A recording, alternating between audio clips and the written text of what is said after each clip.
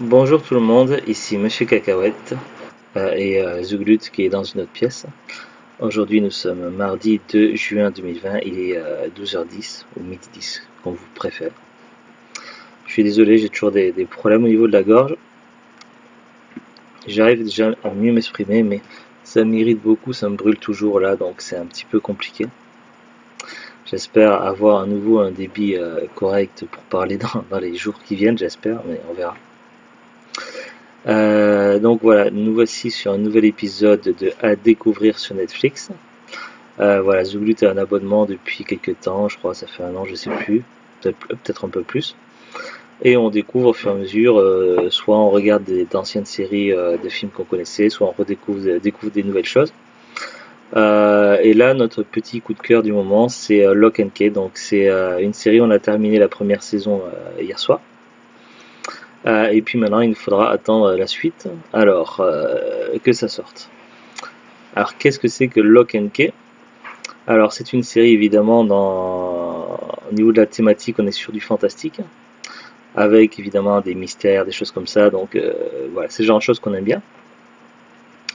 Alors, on va commencer déjà par essayer de résumer un petit peu l'histoire. Déjà, Lock and Key, donc c'est une série télé qui est tirée d'une BD américaine, d'un comics, qui a été créée par le fils de Stephen King. Il y a évidemment, dans les premiers épisodes, vous aurez des références à des œuvres de Stephen King et à lui-même. Alors, au niveau de l'histoire, donc la série commence, donc je vais essayer de résumer sans spoiler, parce que c'est le genre de série qu'il vaut mieux pas se faire spoiler. Là, je vous le dis tout de suite. Donc l'histoire commence par une petite famille en voiture qui arrive dans une nouvelle ville qu'ils ne connaissent pas. Cette famille est composée donc de la maman et des trois enfants. Donc il y a donc le grand frère qui, je sais plus dans quelle tranche d'âge là, mais on va dire plus vers la fin adolescence. La petite sœur qui doit avoir un an ou deux de moins que lui, qui a plus dans genre 15-16 ans, je sais pas, un truc comme ça. Et puis le petit frère qui est beaucoup plus jeune.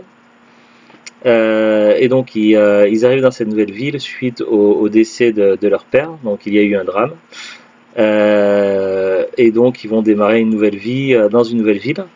Et il se trouve que dans cette ville-là, il y a une vieille demeure familiale qui appartenait à la famille du père décédé.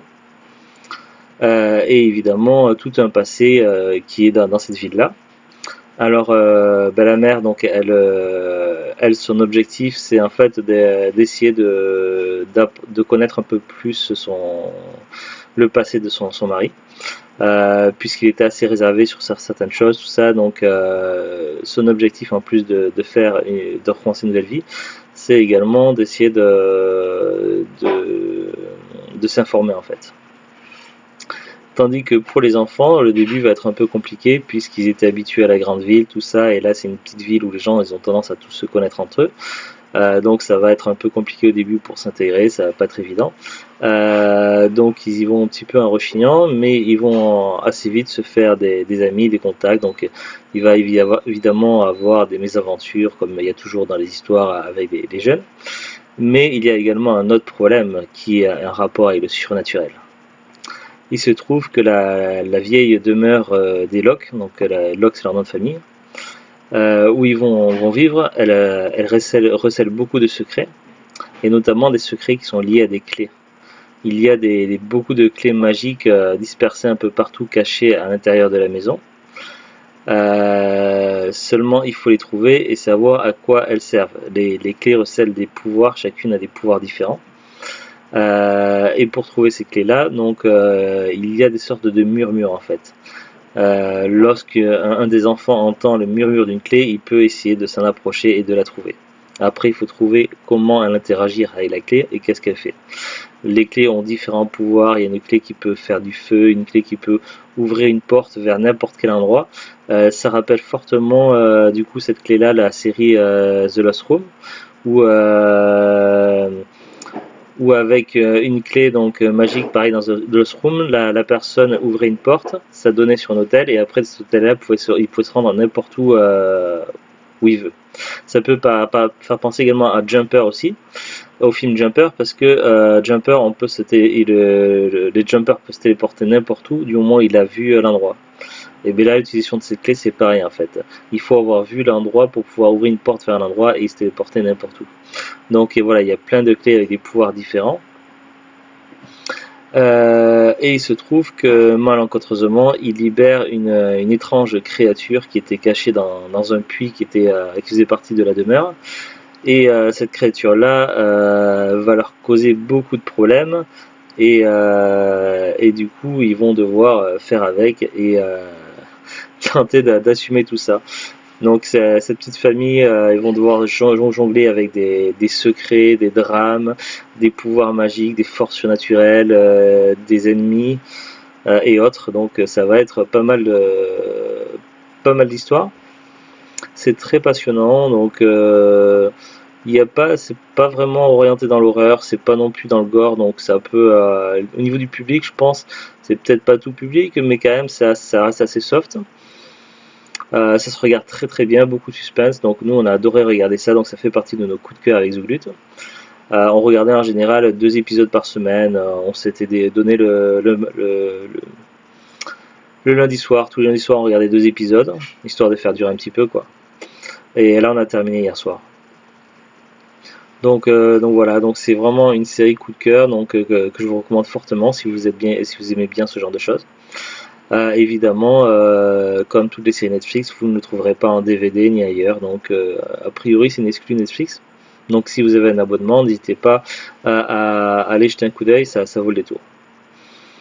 Franchement, nous on a tout aimé dans la série, on l'a regardé en VF, tout ça, c'est passionnant, et on est impatient qu'ils sortent la suite.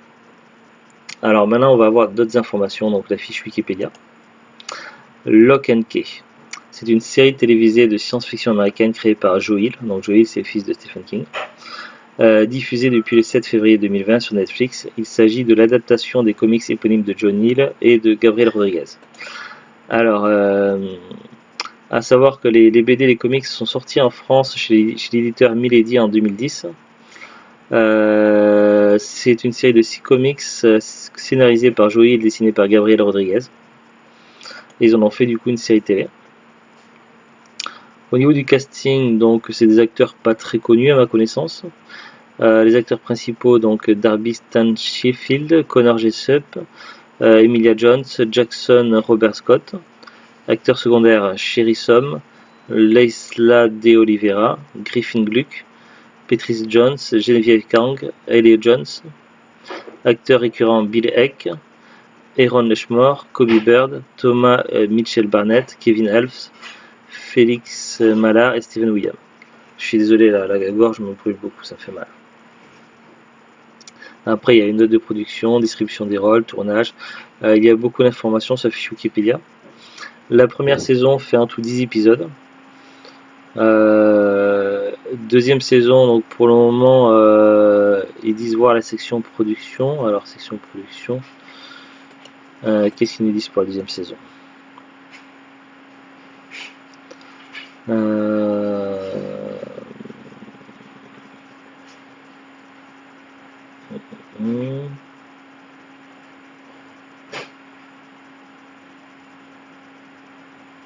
Le 30 mars 2020, Netflix commande une deuxième saison. Donc a priori, on est sûr d'avoir au moins une deuxième saison. Sachant qu'il y a une fin ouverte à la fin de la première saison, donc ça serait quand même bien qu'il y ait une suite.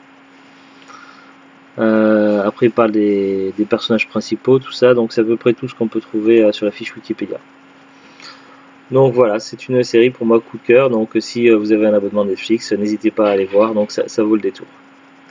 Et puis du coup, la semaine prochaine, on démarrera une nouvelle série télé Netflix tous les lundis avec Zuglut, et on vous en parlera probablement quand on l'aura terminé.